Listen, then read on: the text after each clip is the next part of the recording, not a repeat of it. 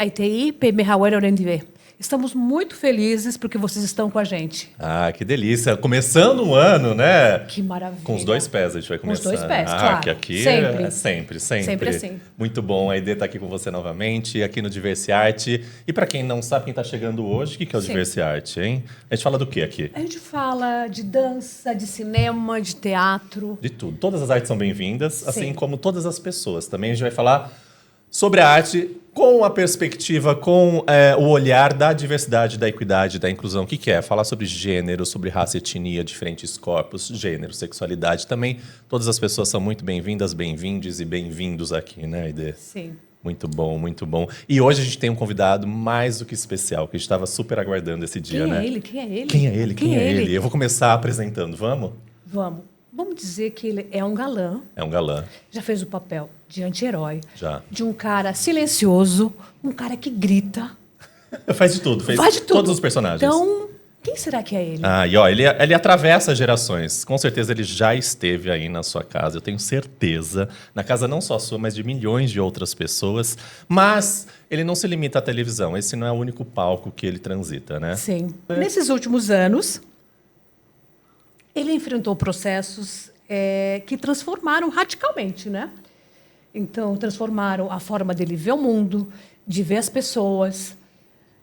Então, eu acho que teve muita mudança. A arte dele também acaba mudando em relação com isso, né? E isso reflete, né? Reflete muito no trabalho dele atualmente. E ele já até falou que todo esse processo todo, né, fez ele repensar as masculinidades, né, olhando para isso de forma mais plural. E como sucesso também, ele fala muito sobre isso, como sucesso não é uma coisa para engessar os artistas, né? E como a arte pode ser um caminho de cura, de questionamento e de liberdade. Quem está aqui com a gente aí? Quem está com a gente? Reinaldo Gianecchini!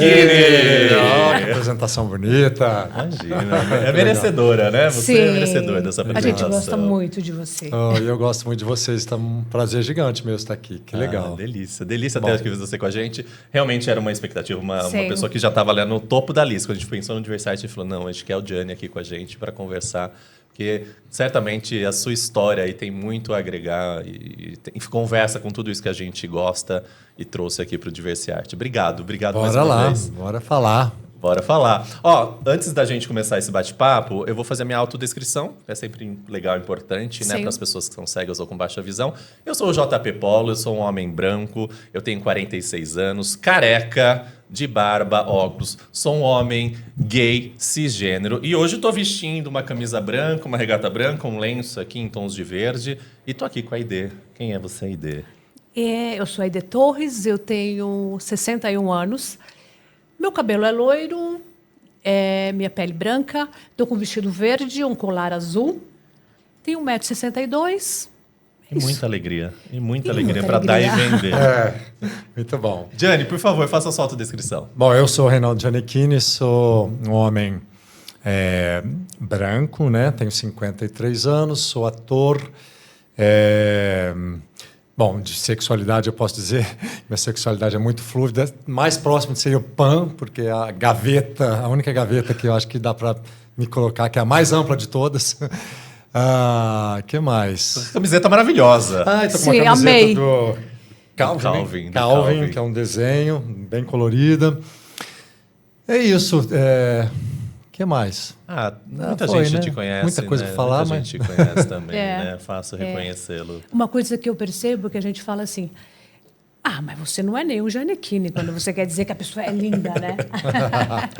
Eu tenho minha mãe, outro dia, quando eu tô falando, né, de você, que você estava aqui, enfim, que você vinha para cá, ela falou, nossa, tinha uma amiga minha que brincava que ela tinha que dormir com um baby doll bonito, que vai que ela sonhasse com o Gianecchini, ela tinha que estar com o baby doll bonito. Eu percebo isso, que no Brasil ele é referência, né? Quando é de fora, a gente fala, mas é um Brad Pitt, ele, né? Aqui é o e aquele é o nosso Gianecchini. É bom, é tranquilo para você? Essa referência? Cara, não, é super tranquilo. Eu sempre assim, achei, claro, acho até lisonjeio isso para mim. Eu achava graça, na verdade. De tanta, tava sempre meio que no meio de piadinha também. Você já foi trabalhar com um repórter, ele é conhecido como Gianecchini da cidade dele. Enfim, para mim é sempre um prazer estar assim. Mas o mais legal também, hoje em dia, é que estavam ficando cada vez mais desassociado dessa coisa do super galã, que eu fui, né? À medida que eu fui amadurecendo e entraram novos galãs e novas pessoas, também foi ficando uma brincadeira legal, mas assim, deixou de ser essa coisa tão do galã, né? Eu acho que... E tão restrita também, talvez, né? Acho que a beleza também... eu acho que também as pessoas pararam de ficar só nessa referência e começaram também a me ver... com outros olhos, assim, o que eu acho muito legal, assim, como um ator no geral, né, sem ser só nesse rótulo do galã, tal. É que foi criando uma história, né? Você era modelo antes, aí você começou a carreira de ator, né? E aí foram conhecendo você como ator e foi construindo uma carreira e vendo. E quando a gente é jovem, né, a gente estreia na televisão, eu sempre comento isso, a juventude tem um apelo, assim, ela é muito gritante, né? Quando o jovem chegando. E aí causa muito barulho, né? E depois, com o tempo, acho que vai passando um pouco esse barulho também. As pessoas vão olhando para outra pessoa que também sob outra ótica, né? Que é muito interessante também. Eu estou gostando dessa fase da maturidade. A essência, né? De quem realmente a pessoa é, na profundidade. Sem tanto fixar em pontos, assim, né? Que são... Eu falei, amadurecer é gostoso. Eu acho. Né? Assim, tem todos os percalços que a gente não nega, obviamente, mas quando você vai se conhecendo, você vai amadurecendo de uma maneira positiva, ou seja, aproveitando o tempo para se conhecer, para se entender, para gostar mais de você, para se melhorar. Pô, legal pra caramba. Né? Porque aí é só o tempo, né? Não tem como acelerar isso, né? E nessa sua trajetória aí de arte e tal, não sei o quê... você está falando aí, e eu acho que também tem muito a ver quando você fala dessa sua juventude na televisão, em outros momentos, né? Quando não tinha internet e tal. Então, a Rede Globo era a grande janela, né? Então, quem aparecia lá, ainda mais você, jovem, bonito e tal, pá, né? Mas como foi esse processo todo? Como o Gianecchini foi se construindo nesse processo todo, né? É um processo, é o que você falou, de construção, né? Assim... Cara, é o dia a dia fazendo as escolhas que a gente faz. E eu sempre, como artista e como ser humano, né, na minha profissão, eu fazia umas escolhas que pudessem me levar para uns caminhos sempre de grandes experiências, a nível pessoal e profissional. Então, as chances que eu tive foram muito incríveis de viver personagens, viver desafios que me levavam também para uma jornada pessoal muito interessante. Eu fiz muita coisa diferente e que me desafiaram em lugares, assim... muito importantes, que foram moldando também, foram mudando o jeito de eu pensar, foram fazendo eu enxergar coisas, foram eu amadurecendo e pegando também ferramentas como ator, né? Mas basicamente eu acho que o mais legal é como ser humano, e o ser humano, na verdade, e o ator se misturam, porque tudo é material, né? Quando a gente vai trabalhar, fazer uma coisa como ator, a gente tem que estar com o material humano ali efervescente, a gente tem que olhar com uma lupa para esse caldeirão de coisas que a gente tem. Então vai meio paralelo, né? O nosso crescimento pessoal com o crescimento profissional. E a experiência te dá muita coisa, né? Então, ao longo desses anos, eu fui entendendo tanta coisa, e principalmente nos últimos anos, que eu diria pós-pandemia, eu acho que eu entrei numa outra fase, que foi fim do meu contrato fixo lá com a Globo, onde eu comecei a escolher muito mais, com mais afinco, fazendo as minhas escolhas, assim, pensando muito melhor no que eu queria falar, em que processo eu queria viver como artista e como ser humano.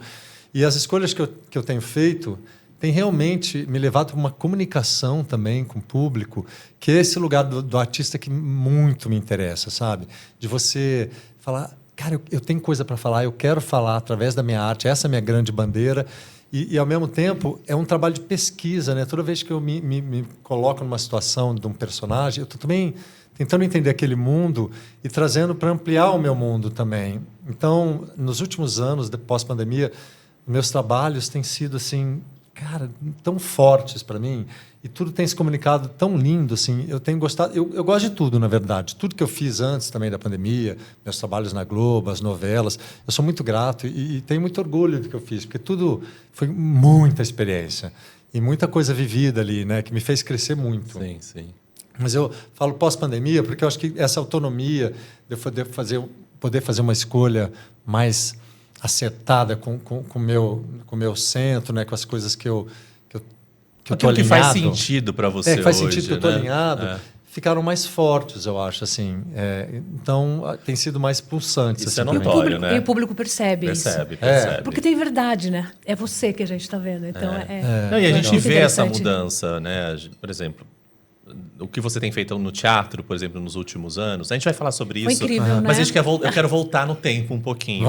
Né? A gente pensa em Giannichini, a gente fica muito ligado à televisão, novela e tudo mais, mas é isso. Tipo, se você olhar a carreira do Gianni, tem muita coisa. Tem cinema, tem séries, enfim, e tem muito teatro. Sobretudo nesses últimos anos, com coisas muito legais. Mas voltando lá, antes de Globo, inclusive, você fez parte do Teatro Oficina. Eu não sabia disso. Com o Zé Celso. Eu achei incrível isso. Foi Boca de Ouro, não foi? Foi, na verdade, a minha estreia mesmo foi com o Zé Celso, mas foi antes de Boca de Ouro ainda. Eu estrei no Cacilda. Eu fui substituir Cacilda, mas você provavelmente não me viu, porque eu fui substituir um ator e eu estrei Viajando. Lá em Porto Alegre. Essa foi minha grande estreia, foi lá. E ali eu conheci o Zé, eu amei, né? E aí, logo em seguida, ele me chamou para fazer o Boca de Ouro. Então, Boca de Ouro, sim, foi a primeira coisa que eu fiz no Teatro Oficina. E foi minha grande estreia profissional. Então, eu realmente... Que idade você tinha? Curiosa. Eu tinha 27, 28 anos, mas tinha cara de 19. Não, quem quiser dá um Google aí para ver um pouquinho. Então, e logo em seguida eu estrei no Laço de Família. Porque foi na sequência, né? Foi bem na sequência. Foi tudo assim, muito rápido. Ali que eu te conheci. Foi ali. Mas é interessante, né? Você pensar, né? Bom, Zé Celso, Teatro Oficina, né? São unânimes quando a gente pensa em arte no Brasil, né? Da sua importância para a construção do teatro brasileiro. Né? E como foi essa relação? Como foi esse processo de construção de Boca de Ouro, ou mesmo Cacilda, né? Foi incrível, assim. O Teatro Oficina, né? Eu era já consumidor. Eu me emociono toda vez que eu entro lá. É um território sagrado aquilo, né? Para quem gosta de teatro, entende a força do teatro, né? Do que foi feito ali no Teatro Oficina. Então, eu já era consumidor, eu ia muito assistir as peças. Inclusive, Cacilda eu assisti, quando eu nunca imaginava que eu podia fazer aquela peça. E quando eu entrei para lá, eu fiquei muito feliz que o Zé me aceitou ali, né? Eu fiquei horas ele me dirigindo no teste e ao longo do dia depois ele falou: tá bom, tá aprovado, vai ser você. Cara, foi um dia assim, inesquecível na minha vida, porque ali eu tive a certeza de que eu queria ser ator pro resto da vida, assim. Foi ali a primeira vez que eu tive a percepção dessa profissão. Eu sempre tive muito respeito por essa profissão e sempre achei ela de uma certa forma sagrada, né? Mas ali no Teatro Oficina foi quando encaixa, assim, aquele momento que você fala: nossa, achei o que eu quero fazer para o resto da vida. E eu achei que eu ia ficar no Teatro Oficina eternamente também, porque aquilo tocou tão forte no meu coração. Mas a doce ironia do destino foi que, pouquíssimo tempo depois, foram me ver, um produtor de elenco foi me ver lá na oficina e me chamou a fazer um teste na Globo. E eu não queria fazer novela. Naquela época, eu não queria. Olha como é a vida, né? E aí ele falou: não, vem fazer pelo menos o teste. O personagem é sua cara. E aí quando ele falou assim: é para fazer par com a Vera Fischer. Eu falei: oi? Eu levei um susto, porque assim, cara, e quando você pensa assim, aquelas pessoas que você cresceu assistindo... Era tão longe, né? Era a Vera tão longe. Fischer. E assim, eu sempre admirei tanto, né? Tanta gente. Eu falei: gente, mas é no mínimo muito louco eu ir lá fazer um teste com a Vera Fischer. Né? Eu estava acabando de começar a minha carreira. Então, eu fui embarcando nessa loucura que é a aventura, que é viver essa vida com as possibilidades, né? E aí eu fui fazer o teste, mas achei também, falei: joguei fora o teste, nem fui bem. E fui viajar. E aí, quando eu voltei, isso era aí Natal, Réveillon, quando eu voltei em janeiro, me falaram: cara, o papel é seu. E aí... Reviravolta, né? Uma loucura. Eu lembro que eu falei para o Ricardo Ogito, eu falei: que você tem certeza? Eu nunca fiz nada no audiovisual. Aí ele falou assim: eu não tenho certeza de nada, mas o Manuel Carlos quer você de qualquer jeito. Ele olhou o seu teste e falou: é esse menino, esse é o Edu. E aí, eu te digo que, tipo, semanas depois eu já estava começando a gravar. E aí, 2 meses depois eu estreiei no ar e aí a minha vida virou de cabeça para baixo. Então, assim, foi tudo muito rápido, né? Estrear no Teatro Oficina, fazer o teste para Globo, começar a gravar e estrear. Ganhar essa projeção, né? Ganhar essa projeção. E no momento que estreia, acabou tudo. Acabou eu nem lembro mais como eu era, assim, no sentido de... Eu sempre fui um cara de uma natureza muito reservada, do interior, tímido pra caramba. Depois disso, foi assim, um choque em mim, que eu virei do avesso, né? Assim, aí esquece tudo que você é. Privacidade. Antes, né? Acabou, você vira uma pessoa O que pública. para você lidar com isso? Muito a Marília, né? Porque na época eu era casado com a Marília Gabriela. Sim. E a Marília já era como sendo uma mulher de TV. E muito escolada em tudo, passou por muita coisa. Sim. Cara, todo mundo fala, ele entrou por causa da Marília. Não, eu não entrei por causa da Marília, não teve nada a ver com esse teste que eu fiz. Disso, mas né? se tem uma coisa que a Marília, sim, foi fundamental e me ajudou e foi determinante, foi no meu emocional e no apoio que ela me deu. Que lindo. Foi muito... Nossa, eu não sei nem o que seria se não fosse por ela. Assim, ela segurou uma onda assim, junto comigo ali. Foi muito difícil. Eu considero o ano de 2000, quando eu estrei em Laços de Família, o ano mais difícil, não sei se é a palavra difícil, mais intenso, mais turbulento da minha vida. Parece que eu vivi 10 anos naquele ano. Exige muita coragem, né? Muita. Se jogar e Muito. Principalmente você aceitar fazer um trabalho que é de uma exposição gigante. É a novela das 9. Novela das Manuel 9, Carlos, protagonista. E fazer novela sem ter experiência nenhuma, olha, eu não sei se vocês têm noção São do 12 que é. horas por dia, né? Não, e olha fora, lá. E fora assim que é um Nem imagino como texto, é isso. texto. Acho que ninguém imagina, né? Porque novela é tudo que, na verdade, joga contra você. Você não tem nada a seu favor ali. Então, quando você tem experiência, você se vira mais ou menos e vai e faz. Quando você não tem, meu Deus, é o tempo inteiro você na corda bamba, porque não tem ensaio, não tem tempo de você decorar o texto, não tem ninguém para te explicar nada. Você vai lá, simplesmente... A sensação que eu tenho de fazer novela é que eles te empurram e falam, vai, 1, 2, 3, gravando. E você não pensa, não tem tempo para pensar. E aí você vai fazendo. Claro, você errou, você vai de novo, mas assim... Não tem tempo também para ficar voltando. Não dá para fazer. Exige muito da pessoa, Exige né? muito a carga horária. E todo mundo ali esperando você o fazer. cansaço, o estresse, o julgamento, a cobrança, principalmente. Eu acho que o que mais pegava era a minha cobrança. Porque eu, como um ator muito verde, que não tinha experiência ali, eu me cobrava muito. Eu sabia que eu não estava fazendo do jeito que eu achava que tinha que fazer. Então, todo dia voltar para casa era um exercício de frustração, assim, aquele meu dia. E lidar com isso, com a frustração de você não estar perfeito, né? Porque a gente quer ser perfeito. Isso tudo bom. Enfim, eu fui rever anos depois em terapia, né? Essa coisa. Sim. Mas durante anos eu me machuquei muito. Eu ia trabalhar com um chicotinho nas costas e era muito difícil se manter a sanidade mental, né? Por isso que eu falo da maturidade, é muito legal também, e a experiência, porque com o tempo você vai equalizando as coisas, você vai entendendo você também. Vai tirando o que serve, o que não te Você vai pegando experiência né? e ao mesmo tempo você vai não se cobrando tanto, tendo mais Filtro, diversão. Né? Sim, né? você é mais gentil com você. Mais generoso também, né? Eu amo. Vamos... Bom, essas turbulências, né? Essa não foi a única na sua vida. E aí eu queria voltar. A gente, né? Televisão você é bastante conhecido, mas eu quero voltar para o teatro. A gente falou aí do Zé Celso, mas... Falar dessas últimas escolhas, né? Você comentou aí com a gente, né? Que a maturidade trouxe essa possibilidade de escolher o que você quer fazer, né? E aí eu quero lhe trazer 3 peças aí desse portfólio último aí, incríveis. Uma delas é a Herança. A Herança, que eu fiquei assim... Eu nunca vi uma coisa assim. Eu fiquei assim... Tá entre os tops peças da minha vida. Também. Eu também posso assisti falar. várias vezes. A Herança, para mim, é o texto número 1 mais lindo que eu já vi na minha vida de teatro. Não vi nada mais bonito. Para quem não teve oportunidade de assistir, a Herança era dividida em 2 momentos, 2 dias de 3 horas cada um deles, às vezes no mesmo dia. Às vezes a gente fazia eu sequência. assisti. Eram 7 horas de peça. 7 horas de peça, dividido em 2 momentos, né? Em 2 dias, assim. E assim, intenso, assim, eu lembro que o primeiro dia eu saí em prantos, tipo, feio, sabe? Com ranho no nariz, assim, tipo, de tanto chorar, escorrendo, sabe? Assim, porque é intenso. E, obviamente, porque é uma temática que me atravessa, que era sobre o universo LGBT e tudo mais, né? E não só, né? Tipo, Zé Henrique de Paula dirigindo, né? Rafael Primo, né? Torquato, uma galera Pâmio, só o Bruno gente, Fagundes, né? O Bruno Fagundes, maravilhoso. Só gente. E eu percebia que tinha um entrosamento, uma energia entre o grupo. Porque vocês ensaiaram muitos A gente sente meses, isso, o público né? sente isso. Eu falei, esse diretor deve ser incrível. Esse pessoal cria um clima ali, porque isso passa para gente. Se tivesse alguma coisinha ali que não fosse bacana, a gente ia sentir.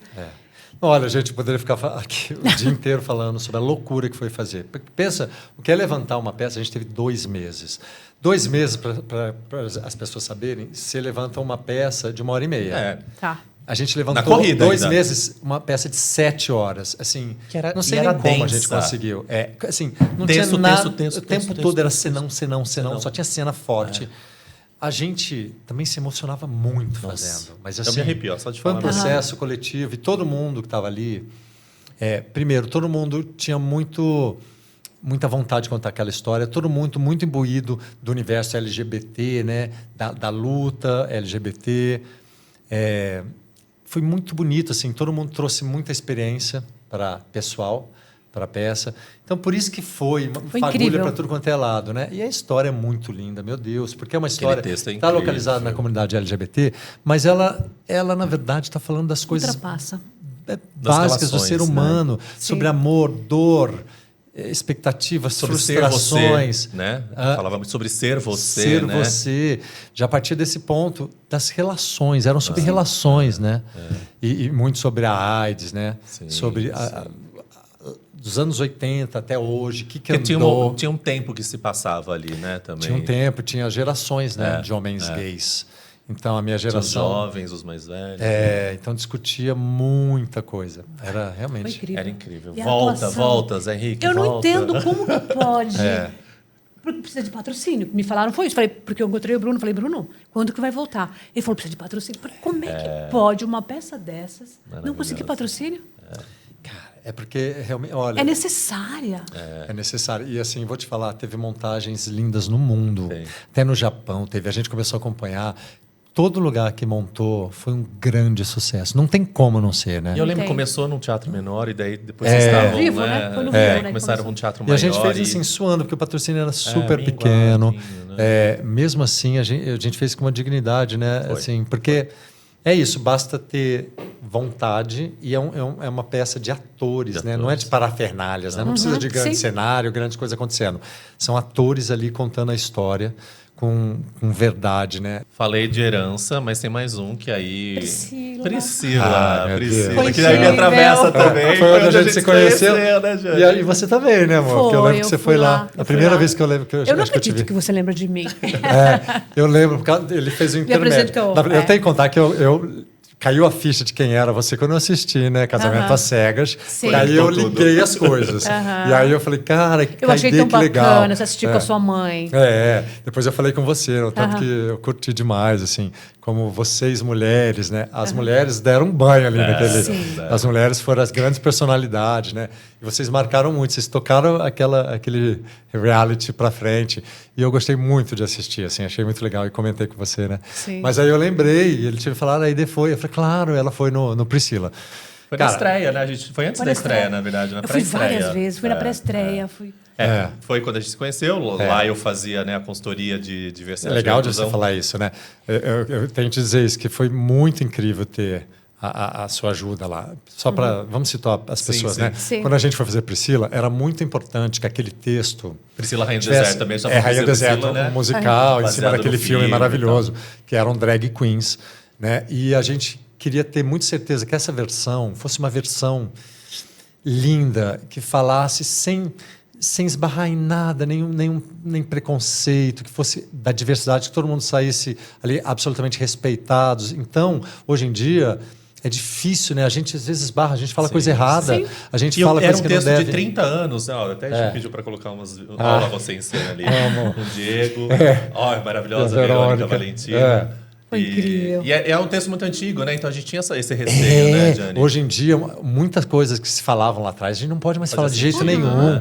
Então, eu lembro que juntamos né, os protagonistas com o diretor e o JP, e aí foram dias, cara, repassando, a gente quase revendo fala por fala, né? E muita coisa. Com o Vitor, que é o versionista que fez a versão, né? Verdade, ele entrava lá de também. Los Angeles, a gente conversou. Los Angeles, exatamente. E aí, eu fiquei tão orgulhosa que você estava lá. Cara, foi demais. É tão importante o trabalho dele. Não, foi muito lindo, assim. Eu acho incrível. Maravilhoso. E você deu uma palestra, essa palestra que você faz nas empresas, né? Você chama de palestra? Uma grande conversa ali. Cara, foi muito esclarecedor, né? Porque até hoje a gente não sabe sobre um monte de coisa, né? Sobre o que é cis, o que é trans, as coisas que a gente... Enfim, que a gente confunde, que por ignorância mesmo a gente acaba falando. Sim. Enfim, tanta coisa. Foi muito importante, tanto a sua palestra ali, quanto a sua presença na hora da gente discutir o texto, né? Sim. E a nossa versão ficou muito maravilhosa, né? Ficou super atual, Por isso também que foi um grande sucesso. Foi um Meu sucesso. Deus, foi... E antes de continuar falando de Priscila, eu vou pedir para o Matheus tirar aqui a Priscila entrando. A Priscila era o nome do... É o ônibus, tá, gente? O ônibus da Priscila, né? É. Matheus, vou pedir para você colocar um vídeo. Tem uma pessoa que também mandou um recadinho. Eu me sinto tão Faustão falando isso. Agora é para você, Giannichini. Uma pessoa que mandou um recadinho muito legal que teve com a gente. Mariano Detri, que é o diretor de Priscila. Vamos ver o que ele falou para você. Olá, Ide. Olá, JP. Olá, Gianni. Prazer de estar aí com vocês. Beijo grande desde aqui, desde Londres. Queria estar presente para falar um pouquinho sobre a nossa Priscila.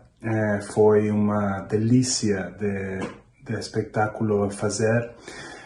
Realmente uma mensagem inspiradora, muito, muito, muito importante de ir na estrada e procurar quem você realmente é e mostrar seus cores verdadeiras, seus true colors, né?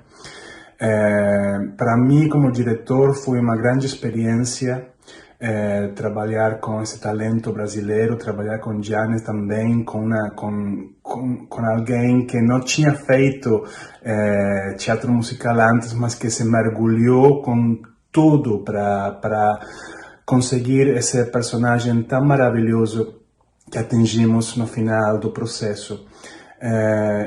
Eu, pessoalmente, fico feliz de ter sido uma parte tão importante desse musical no Brasil e tomara que algum dia a Priscila volte.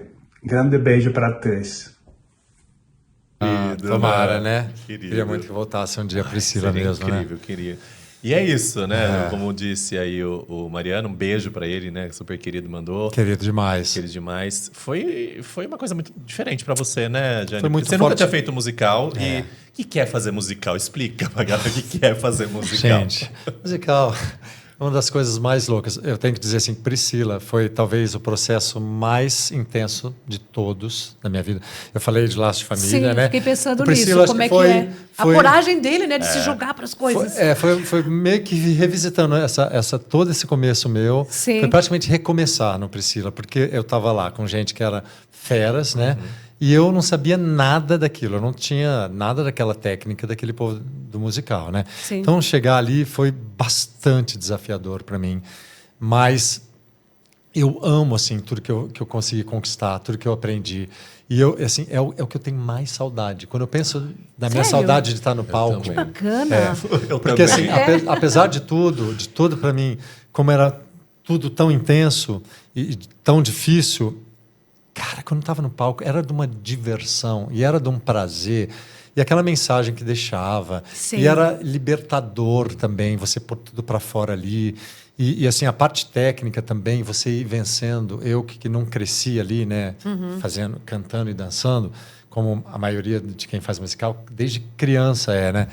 Cara, então todo dia ir buscando também. Deixar isso natural, né? Deixar isso parte de e você. E buscando como você aperfeiçoa aquela técnica que é uma loucura, porque musical é técnico, basicamente, né? São 3 horas ali de coisa técnica. Claro que você tem que pôr a alma, e nesse espetáculo precisava muito de alma também. Mas é sempre com técnica, não tem margem muito, assim. Você tem que estar na marca certa, na luz certa, na sílaba certa, da nota certa, começar no figurino certo que você trocou em 30 segundos e tudo tem que dar certo. Então, e muito pouco tempo para ensaiar. Para mim, o que mais foi a loucura, assim, a gente ensaiou também em menos de 2 meses. Caramba! É muito, muito difícil, né, tudo. E é uma mágica que acontece, assim. E, como ele falou, Mariano, né, tinha uma magia que eu acho que foi muito importante para todo mundo. Todo mundo que estava lá, você percebia que estava passando por um processo muito forte. Foi. E era transcendental, e era...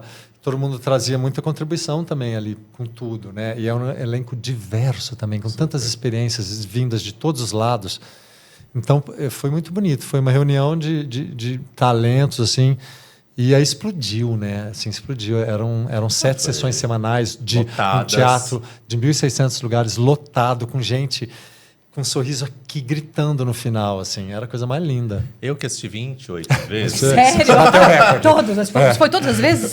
Assistia antes, assistia ensaio, né? Eu assisti umas 4 vezes, do processo. E como eu tinha, né, a sorte de ter o trânsito livre lá, sempre que alguém ia assistir, eu ia junto. Ou até estava em casa fazendo, vou lá assistir de novo. Porque as músicas são incríveis, né? Aliás, dá para escutar as playlists. Tem playlist com músicas do Priscila, não do musical, mas do filme e tal. E elas são encantadoras, né? São elas todas tocam, hits. E olha aí, esse elenco maravilhoso. Era muito... o Nico ali. E era tudo muito exuberante, você ali em né? cima, né? Os figurinos, tudo era... E tem gente que fala, você acredita que eu não consegui assistir? Acho que eles esgotaram muito rápido. Tem muita gente que fala que não conseguiu. E foram só 3 meses. A gente fala, foram infelizmente só 3 meses. Foi pouco tempo. Muito. Priscila te colocou em xeque em várias coisas, né? Você falou da técnica, né? A música, a dança, ele é todo pautado, né? O musical ele é todo pautado, como se fosse uma grande música mesmo, né? Então você tem que entrar na hora certa, e tal. Foi um grande desafio que você trouxe. Mas posso falar então, talvez uma coisa acrescentando para além de tudo isso que foi o desafio técnico? Sim. Talvez, para mim, ter sobrevivido a todo esse turbilhão que foi fazer o Priscila, porque quando eu estreiei também, vamos recordar aqui, teve muita gente contra, de todos os lados. Então, eu enfrentei também uma ondas de todos os lados. De todos os lados. Então, para mim, Priscila também, uma das coisas mais legais foi a superação para mim. Estar naquele palco, superando todos os meus medos e, mais que isso, entender o meu valor. Por exemplo, se a gente ficasse comparando, né, eu sabia que eu não tinha técnica como eles tinham, mas eu falei assim, eu vou levar o que eu tenho de bonito para oferecer, eu vou brilhar do meu jeito, e cada um vai brilhar do seu jeito, com a sua técnica, eu vou brilhar com toda a experiência que eu acumulei até aqui, e entrar naquele palco trazendo tudo que eu posso, né, com a minha chama. Então, também foi um pouco sobre isso. Sim, vencer a técnica todo dia, e você precisa ter a técnica, mas também entender que tem algo a mais que é seu, que você tem que levar e que só você vai poder levar. E eu falava muitas vezes para os meus amigos standins também que tinham que substituir, e às vezes ficam em pânico na hora de substituir, né? Como que você substitui? É bravíssimo o trabalho dos swingers, né? Eles têm que substituir de última hora e eles nem foram tão treinados assim. Eles estavam lá, mas assim, nunca tiveram tanta chance. Não dá tempo, né? E aí, assim, eu sempre falava assim para os meus amigos, olha, não se compare, não tente fazer igual a pessoa que você está substituindo. Né? Leve as suas cores, né? Leve quem você é, com o seu carisma, porque aí vai dar certo. Isso é para a vida, né? Isso é para a vida. E assim, mesmo que você... Porque assim, na vida é isso mesmo. Uns têm uns dons, outros têm outros. Um tem uma bundinha mais empinada, outro não tem bunda nenhuma. Falando assim, a gente sempre queria ter uma coisinha que não tem, mas a gente tem que se apegar no que a gente tem, que deixa a gente único e que faz a gente brilhar. E se esforçar para ir ganhando as outras coisas, mas assim, nunca se comparando. Porque aí o outro vai ter uma coisa que você não tem, mas em compensação... ele também não tem o que você tem. Né? Assim, aí é a riqueza da diversidade, né? O que a gente fala sempre aqui, né? E todo mundo tem que... A arte não é matemática. E é somatória. Né? É somatória. E é isso. E também nunca é matemático. Né? Por isso que não pode ser só técnico. Porque a arte não é técnica. Não é matemática. Também, né? A arte é algo que não se explica. Claro que precisa da técnica, mas de repente uma chama vai lá... Transborda, né? Transborda. E aí você se comunica mais do que talvez se você tivesse 1000 técnicas. Eu rezava todo dia antes de entrar em cena, eu falava assim, que a minha eventual falha técnica seja suprida pelo meu fogo e meu amor por estar nesse palco oferecendo isso pelas pessoas. Oferecendo isso para essas pessoas. Vou pegar essa sua frase. Né? Você consegue entender, Gianni, essa importância de ser quem você é nessa construção toda que passa pela Globo, pela televisão e tal, e você escolhe fazer tudo isso?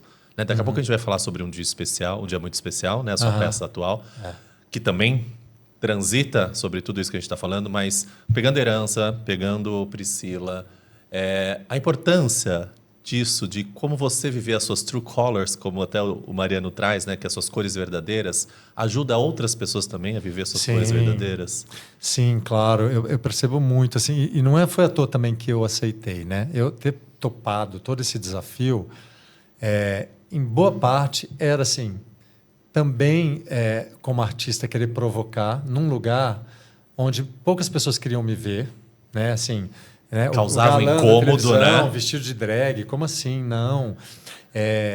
Enfim, tinha 1000 coisas que eu sabia que iam ser mexidas ali, que a gente ia mexer, que iam ser boas para boas discussões. E eu levava até para as redes sociais também. Uma provocação, né? Uma provocação. E eu falei nas redes sociais, eu levava às vezes essa provocação para a rede social também, para a gente discutir junto. O tanto que eu estava sendo atacado por homofobia. Sim. De gente que não queria ver o galã vestido de mulher. Aí, enfim. Então, eu sabia que era muito importante. E muita gente falava assim, mas por que ele está lá? Primeiro que ele não é drag. Eu, particularmente, acho uma escolha muito legal você trazer uma pessoa lá do universo da televisão.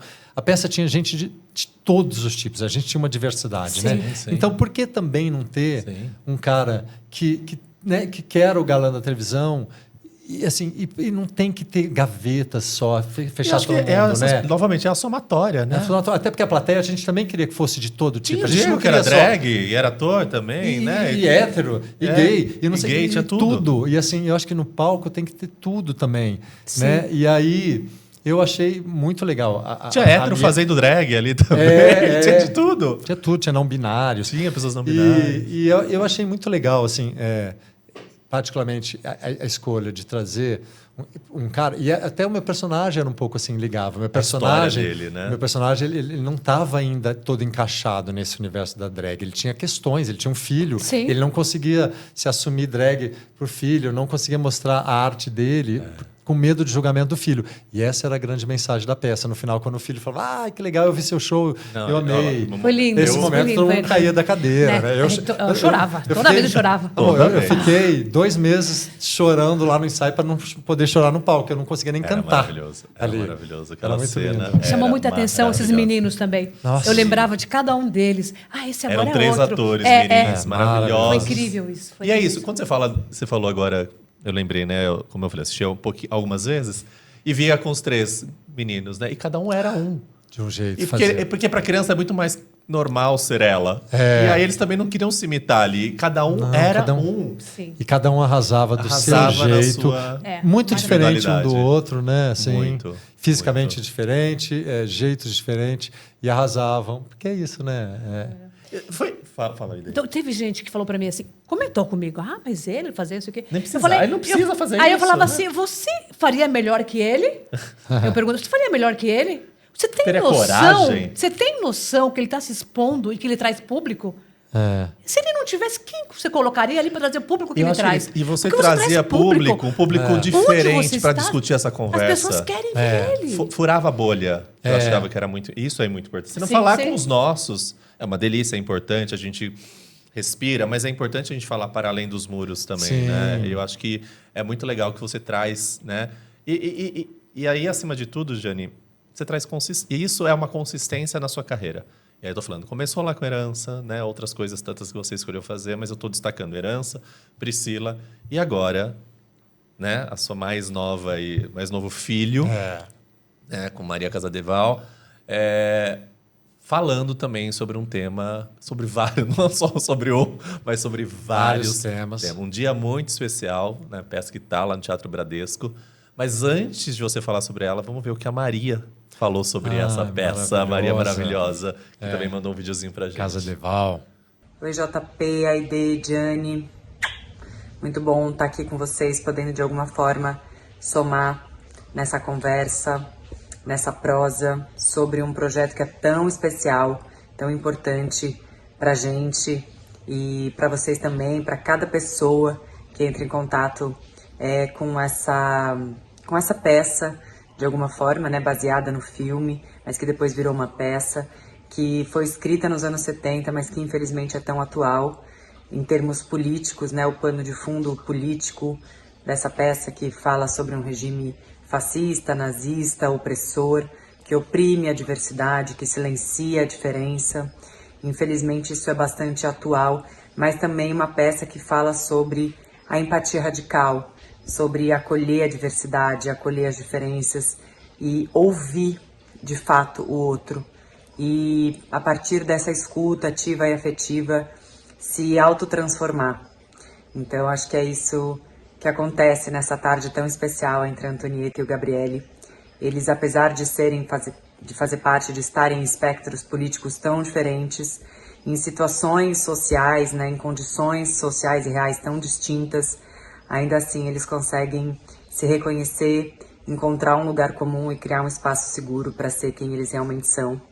E a partir dali se transformar e pensar, quem sabe, principalmente a Antonieta, o que ela quer ser a partir daquele encontro. O espaço, claro, é limitado para ela fazer essa escolha, assim como para o Gabriele, que é perseguido por esse regime nazista e fascista, mas existe um grão de esperança naquele encontro. E é sobre isso. A gente está precisando de esperança em tempos como esse. Então, que vocês tenham aí uma boa conversa e que os elementos que eu trouxe possam também somar para essa prosa. Beijo aí para vocês. Maravilhosa, né? Parceira maravilhosa. Nossa. Beijo, Maria. Obrigado. Beijo, Maria. Foi um encontro marcado para acontecer na hora certa. Que história que vocês estão contando, né? Muito, a gente quis muito contar essa história, né? Isso a gente fica pensando, como que foi que ele escolheu? Como é que chegou nisso? Como é que foi? Na verdade, o Alexandre Reinet, que é o diretor, tinha esse texto, me escreveu, eu estava morando na Itália um pouquinho, olha que louco, hein? E isso é a adaptação de um filme italiano maravilhoso, se passa né? na Itália? Né? Se passa na Itália. Então eu já estava todo imbuído lá da cultura italiana, vendo já biografias de Marcello Mastroianni e Sofia Loren, que são os atores que fizeram esse filme. Sim. E ele me chamou para fazer essa peça. Bom, eu topei na hora, resolvi ser produtor também. Falei, mas quero pegar na minha mão essa peça. E aí e a atriz, quem vai ser a atriz, né? Que no cinema fez Sofia Loren. Eu falei, cara, eu quero uma atriz muito legal para ser minha parceira. Aí, né, começa aquela coisa assim, como é que você vai achar tão rápido? Porque era para ontem, assim. A gente daqui um mês a gente começava o ensaio. A gente estava pegando uma pauta no teatro que vagou, então tinha que encaixar ali, não tinha muito tempo, não tinha patrocínio. Pegar tudo na unha, assim. E é isso. Bom, checamos atrizes disponíveis, não dava, não sei o quê. Quando a Maria estava sumida um pouquinho. Sim. Desde a pandemia. E aí, quando eu soube que ela queria voltar, eu nunca cruzei com a Maria, eu acompanhava o trabalho dela, que eu via, sempre me pareceu uma atriz muito interessante, uma mulher muito interessante também. Sim. Muito cool, assim, uma atriz assim, que me chama a atenção. Quando eu soube, falaram, a Maria Casdeval está dando sopa, querendo dizer, está querendo voltar ali para o teatro, porque ela vem do Teatro Roosevelt, né, lá, dos Sátiros. E aí eu falei, cara, vamos chamá-la. E aí é engraçado que ela falou a mesma coisa que eu falei quando o Alexandre me propôs o texto. Eu falei, olha, eu vou ler, eu só vou fazer se eu estiver muito apaixonado, porque eu estou num momento na vida que eu não quero fazer nada que eu não esteja apaixonado. Né? Senão eu vou ficar lá na Itália, eu ia ficar lá, né? E a Maria falou a mesma frase. Olha, eu vou ler, mas eu já vou falar. Eu só vou fazer se eu estiver muito apaixonado. A gente falou a mesma frase, assim. Bom, isso foi só o começo de uma grande sintonia, assim. Quando a gente E a gente percebe isso, né? Parece que vocês se conhecem há muito tempo, porque tem uma química entre vocês. Nossa. E aí foi muito bonito, assim. A gente se encontrou no ensaio. O primeiro dia de ensaio foi a primeira vez que a gente se olhou no olho, esteve junto. A gente nem se cruzou antes, nem na Globo, nem nada.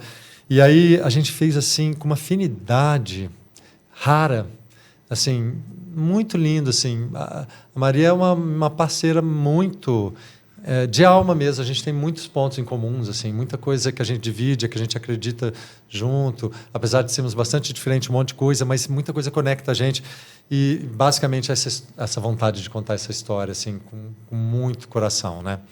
Então tem sido uma felicidade estar no palco, assim. Nossa, e é muito doido, né? Você fala sobre isso que você falou. Você resolveu produzir a peça também, né? Tô falando da consistência, né? Vamos lá, voltar tudo que você tem feito nesses últimos anos, essas escolhas que você tem feito, né? Para quem fica lá criticando de bobagem, né? O Priscila, tá vendo que você tá... Quem é você para falar isso, né? Não, o que você faz da vida? Você se joga? É uma história que fala sobre o nazismo, o fascismo, né? Que fala sobre o papel da mulher, a mulher numa relação extremamente tóxica, e fala, né, do Gabriele, que é seu personagem, um homem gay também, que vive todas as perseguido, violências, né, pelo fascismo, do fascismo, né? E assim... E só para lembrar, os homens gays e os ciganos foram os primeiros a serem mandados para o campo de concentração na época da guerra, né? Antes ali, no comecinho da guerra. Então, muito pouca gente sabe isso, né? Então, meu personagem estava inserido nesse contexto, né? Para ele era perigoso viver. Sim, sim. Né? Ele tinha acabado de ser demitido da rádio, que ele era locutor, e estava lutando contra aquele sistema. Aí ele encontra essa mulher que é fascista, né? Que ela está inserida num casamento com uma família fascista, que, na verdade, ela é uma fascista não por escolha. Ela nunca questionou. Ela foi inserida ali e nunca questionou. Então, eles têm tudo, esses dois personagens tinham tudo para se odiar. E aí eles não fazem isso, eles se acolhem, eles se ouvem, eles prestam atenção no outro e a partir daí tudo começa a mudar. E isso é um grande recado, né? Porque tem um lado meu que sempre acho que eu sei que eu não sei o suficiente, não existe um saber absoluto, nem uma verdade absoluta. Existem várias percepções sobre a verdade e vários lados, né? Claro, tem coisa que você fala assim, eu não vou conseguir pensar como aquela pessoa, mas no mínimo eu posso ouvi-la. Para entender como aquele ser humano pensa daquele jeito, por que ele pensa, como ele está inserido naquela crença. Sim. Mas quando você também se abre, você tem uma grande chance de alguma forma de se transformar. Sim. Porque essa cegueira da polarização, que ninguém mais ouve ninguém, que ninguém mais se abre para realmente pensar nas possibilidades, né? Fica muito difícil, né? E você perde uma chance muito grande. Você perde uma chance muito grande de você crescer e acolher também outro ser humano, né? E eles fazem isso na peça, é muito bonito. Eu fico vendo, assim, quando eu estou na peça, assim, eu fico olhando com o olhar do meu personagem, a personagem da Maria Antonieta falando, eu fico me colocando no lugar de Gabriele, falando assim, meu Deus, quanta barbaridade que ela fala. Ela não sabe, coitada, mas tem uma compaixão, porque assim, ela realmente ela é muito ignorante sobre um monte de coisa. E outras coisas ela é sábia. E no contexto, né, de um machismo extremo, em que a mulher realmente era colocada como uma serviçal ali, né, que é todo o papel dela, ela tem que cuidar dos filhos, não sei o quê, tal. E não é um ser pensante, né? Tá no Teatro Bradesco, dá o serviço também. É uma curta temporada, né? A gente estreou agora no dia 10 de janeiro, vai até 15 de fevereiro só. Pleno carnaval, hein? Olha só, a gente tem carnaval, lá sábado, domingo de carnaval, a gente vai estar lá. E São Paulo é muito legal no carnaval, hein? Para coisas culturais, né? A gente quis ficar porque tem um público que frequenta também. Então a gente vai estar nessa curta temporada sempre aos sábados e domingos. Sábado às 19, domingo às 18 horas. Tá, e depois viajam, né? A gente vai para o Rio, já vou dar esse spoiler. A gente vai para o Rio, depois a gente quer seguir para o Brasil, assim, a gente quer mostrar para o Brasil inteiro. Então, atenção todo mundo aí que a gente vai para várias capitais, no interior. Fica de olho, pode seguir aí as redes sociais do Gianni, da Maria e da peça também, né? Então, um dia muito especial. No teatro. E eu achei muito interessante ser essa época também, porque aí é das primeiras peças que as pessoas foram assistir. O pessoal estava doido para assistir alguma coisa no começo do ano. Aliás, a galera da plateia, né? Foi uma turma. Uma turma. E também o fato de ser em janeiro, tem as pessoas em férias, de repente vem do interior. Porque tem uma turma que vem de fora para te ver, não tem? Cara, tem. Assim, eu vejo isso. Eu vejo muita gente de fora. Eu acho, posso falar, eu sou fã de São Paulo, né, gente?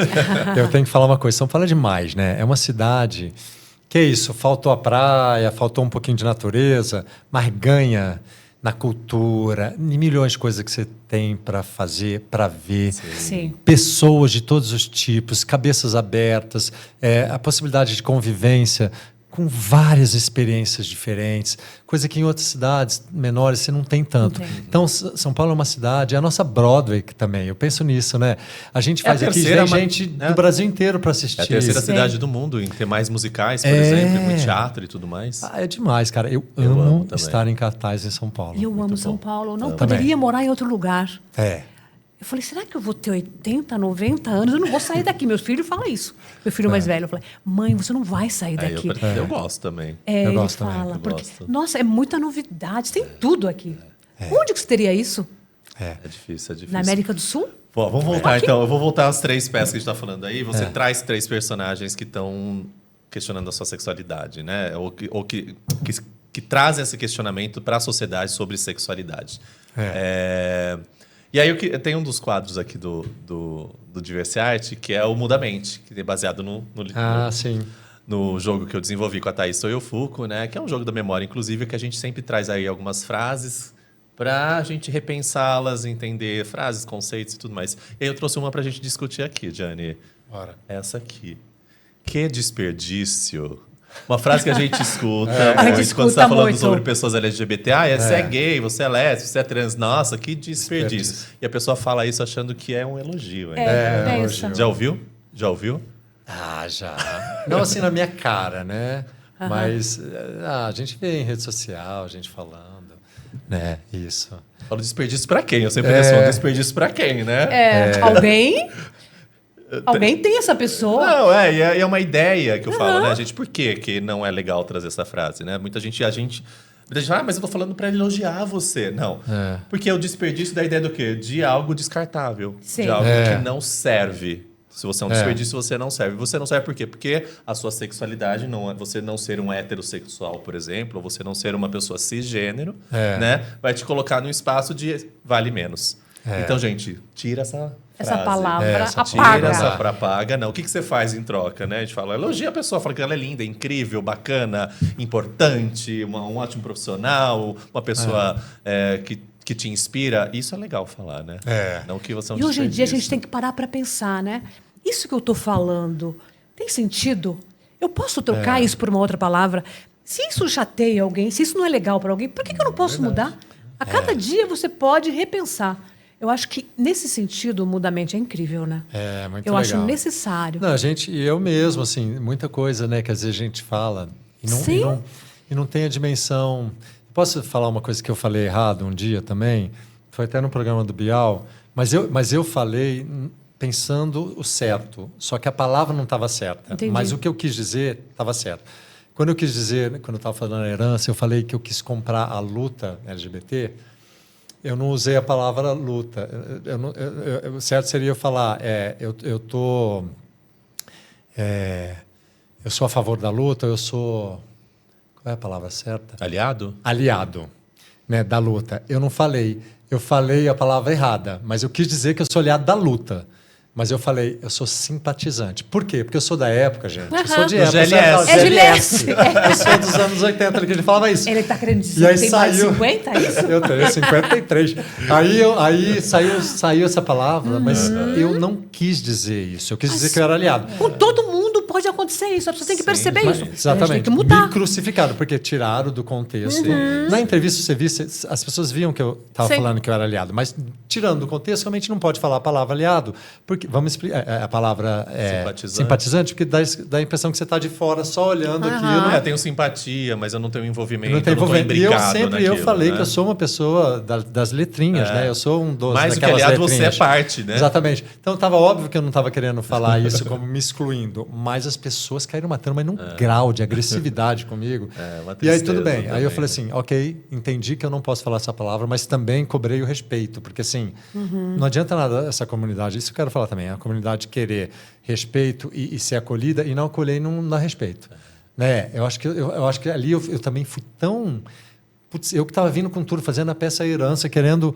E assim, eu não vou ficar aqui de vítima, mas é só para a gente chamar a atenção Sim. que às vezes a própria comunidade, às vezes não que eu tô acolhe, dizendo, não respeita. Você tem essa consistência, tem mostrado, né, ultimamente, essa consistência naquilo que você está fazendo, escolhendo. E aí tudo bem, a falei uma favor, palavra né? errada, aprendi, não posso falar, Sim, sou humilde. sim. Fui lá, mas Bora, assim... bora pra frente, Você né? ser massacrado e as pessoas não quererem ouvir que você...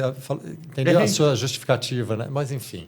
Mas era importante falar isso, porque isso a gente fala errado a palavra. Sim, todo mundo. Eu falo, gente, esse jogo, por exemplo, e a minha vida um pouco de... é falar e a gente ajustar isso, equalizar. Tem coisas que não dá para falar, que são erros que a gente ajusta, como isso, né? Pô, errei, falei errado, não vou mais falar e vamos bola para frente. É diferente de você discriminar alguém. Isso não é erro, isso é discriminação. Porque está bem longe daquilo que aconteceu, né? Então, eu acho que tem essa coisa ferocidade, não velocidade, a ferocidade muitas vezes, né, em combater, que aí a gente às vezes fica nesse embate e não anda para frente, né? A gente tem que, eu falo, por isso que a gente tem que furar a bolha, ir para além do muro, para que a gente possa criar diálogo, que é o que a gente tem feito e acho que como você disse, isso na peça acontece ali com a Antonieta, que é a personagem da Maria e do seu Gabriele, né? Muito bom, muito bom. Pra gente já encaminhando aqui... esse papo tá bom. Não, tem mais um tempinho, né? A gente tá falando muito de você, da sua carreira e tal, mas como você vê a diversidade nos bastidores, tanto na televisão, no teatro, né? Quem faz a arte acontecer no Brasil, né? Você vê que tem uma mudança também, né? Autores, autoras, produtores, diretores, como que é? Acho que, inegavelmente, a gente entrou numa época... Eu não sei, eu tenho a percepção que depois da pandemia, a coisa andou muito mais rápida, né? Toda a percepção e as discussões. Você não acha? As discussões que a gente precisava, de racismo, do machismo, da homofobia, eu acho que andaram muito. E acho que andaram, assim, no nosso meio, por exemplo, no audiovisual, no teatro. Em qualquer lugar, eu acho que a gente começou a tomar atitudes mais sérias para incluir, para falar, por exemplo, né? Não basta a gente falar que a gente não é racista, a gente tem que ser antirracista. Então, como que você faz para ser antirracista? Né? Cara, não dá para fazer uma peça que a gente tem que ter a equipe, negros na equipe, gente, né? Hoje em dia, por exemplo, na televisão, a gente vê, sempre tem bastante personagens negros. E não só em personagens secundários, nos protagonistas. Sim. Então é isso, tem que tomar uma atitude de incluir. E a turma LGBT também, né? Hoje em dia tem muito mais espaço, né? Você acha que o tema está mais latente? Pelo menos a gente está conversando sobre ele. Eu acho que está super. Por exemplo, vamos dar um exemplo, né? Hoje em dia, o filme a Priscila, Rainha do Deserto, a personagem trans era feita por um homem. Homem cis. Né? Fazendo uma personagem trans. Hoje em dia, quando a gente foi fazer, não tinha a menor possibilidade de a gente não colocar uma mulher trans fazendo. Né? Aí teve a Verônica e a Wally, duas atrizes maravilhosas, mulheres trans. Lindíssimas, belíssimas, talentosíssimas. Estarão aqui. As duas são incríveis. O convite já está feito para que elas venham aqui, né? Então é isso, temos que incluir cada vez mais, dar espaço, né? Então, eu não sei se eu respondi direito a sua pergunta, mas eu sinto que está mudando cada vez mais. Sei lá, eu acho que até o próprio...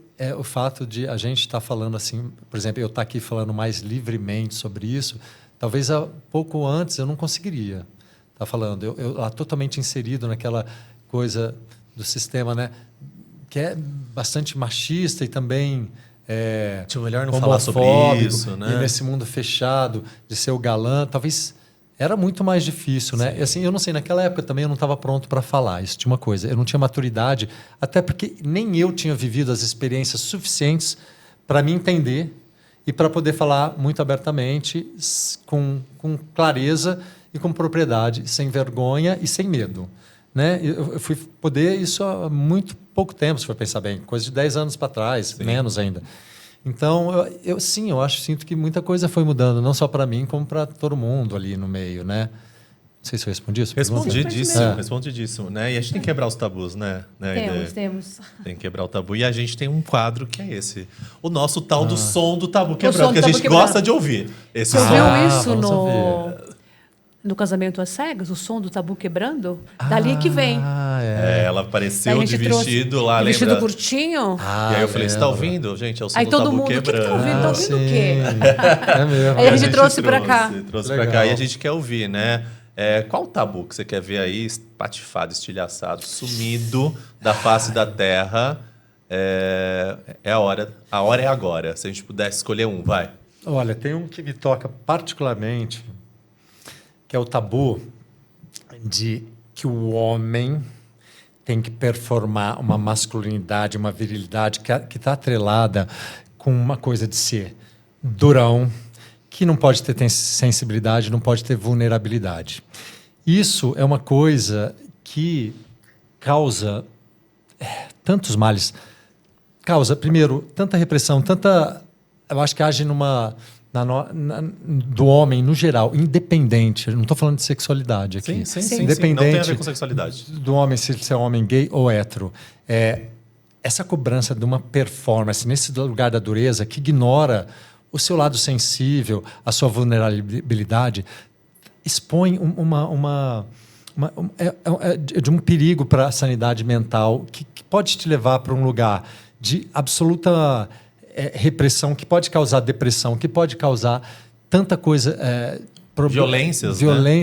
Que pode afetar tanto a sua saúde mental. Eu falo isso porque eu sei, eu era uma criança, sempre fui uma criança muito sensível, criado mulheres, tem muita mulher na minha família, então eu fui entender muito desde cedo a coisa de ser terno, mais doce, mais suave. E o sentimento não era algo negativo, né? Você não aprendeu no seu meio que sentir era algo ruim. Exatamente. Até na minha família, os homens também se beijavam, meus tios, primos, a gente se contava, a gente dava beijo. Não tinha muito isso. Mas eu lembro que, na época, chegando na escola, como eu sofria, assim. Para mim era muito difícil. Aí você vai se travando. Então, o que acontece? Isso vai levando também para uma masculinidade tóxica, né? Porque você é obrigado a se fechar, a se travar para corresponder. Porque quando a gente é criança, a gente não tem essa força e essa maturidade para falar assim... E quer fazer parte de um grupo, né? Você quer se inserir, você quer agradar, você quer corresponder. Né? E aí você vai se fechando. Aquilo é tão tóxico. E esse tabu a gente tem que quebrar. Outra coisa, a masculinidade e a virilidade, a gente tem que rever. Esses conceitos atuais não, que vêm de muito tempo, tem que ser caído por terra, assim, porque assim, não está atrelado a jeito X de se vestir, assim, a falas, que todo mundo... É impressionante como a gente ficou preso em coisas que se é isso que é ser masculino e ser homem, está muito frágil, né? Porque te coloca num lugar tão escroto do homem, e a gente não é nada disso, né? Isso só leva para um lugar muito tóxico. Então, eu acho muito legal que a gente está quebrando com essa coisa do masculino desconstruído, por exemplo. Não tem que se vestir... Você se veste do jeito que você quiser, e assim, o jeito que você se vestir e o que você vai falar não é exatamente, não tem a ver com expor a sua sexualidade. Até porque, assim, eu também conheço muitos amigos que são gays e são super masculinos e viris. E eu conheço amigos héteros que são super femininos.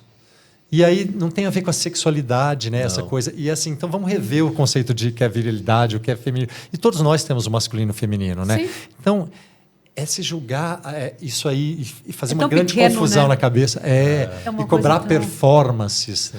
E aí eu queria falar uma coisa tão legal da minha peça. O meu personagem, ele tem uma hora que ele vomita, né? Ele tem uma catarse no palco. O que tem a ver com isso? Ele ter sido cobrado sempre uma performance. Imagina naquela época Faça que não assim, tinha... falha assim, caminhe dessa maneira, Nesse desse nesse ponto. momento, né? a gente se... Nossa, é o momento mais forte, eu acho, assim, que para mim me tocou muito. Assim. É muito forte. E aí, assim, imagina, tudo bem, que ele é homem gay, imagina o que ele sofreu por não poder se expressar, ter a expressão dele mais forte, ter que reprimir. Mas eu percebi, com conversas com muita gente que fala, nossa, como aquela cena é forte. Sim. E principalmente, por exemplo, do Pivete, que é o cara que faz a Luz, que é um homem hétero. Ele ficou muito emocionado quando ele viu os ensaios. E ele falou, cara, aquilo mexeu comigo. Aí a gente falou, sabe por que mexe? Porque independente de você ser hétero ou você ser gay, essa cobrança dessa performance masculina... Te aprisiona, né? Te aprisiona. E assim, independente... E assim, o fato de você não poder ser vulnerável e não poder se mostrar sensível, isso é de uma prisão e é de uma violência. E a gente a gente cresceu com isso. E é esse machismo, né? As pessoas preferem ser machistas, duronas, para corresponder àquela imagem de que falaram para ela que ela tem que ser, do que viver de verdade, do que respirar de verdade, né? Do que ser de verdade. Isso não vai afetar a sexualidade de ninguém, né? As pessoas têm medo, às vezes, de se mostrar sensível, de ser taxado de gay. Esse conceito de virilidade, masculinidade tem que ser revisto, gente. Vamos quebrar, ó. Vamos lá, todo mundo quebrando, que é isso. Homens sintam, homens demonstrem afeto, né? E às vezes não demonstram nem pelo próprio filho, pela própria filha, né? Se você é casado. E não tem, às vezes, né? até homens gays que são muito duros. Que ficam fora. Até homens gays que têm dificuldade de lidar com o lado sensível, né? Olha o tamanho de como é. Porque antes de tudo somos homens, eu falo, né? Exatamente. Antes de tudo a gente é atravessado pela masculinidade, por essa tóxica, ideia, né? de uma masculinidade que aprisiona, que não faz você sentir, que não faz você falar sobre os seus sentimentos, você se aproximar das pessoas. Sabe o que eu percebo? Que cada dia é mais difícil as pessoas pararem para conversar sobre isso. Né? Precisa. Então, né? eu percebo no nosso grupo de meninos, lá, a gente fala que nossos filhos, né? Ele é o pai e eu sou a mãe. Nós somos um casal.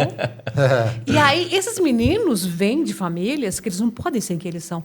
E aí, com a gente, eles vão perguntando, vão falando, eu posso isso? Eu queria usar um colar. Né? Um colar de pérola. Eu falei, mas colar de pérola qualquer pessoa pode usar.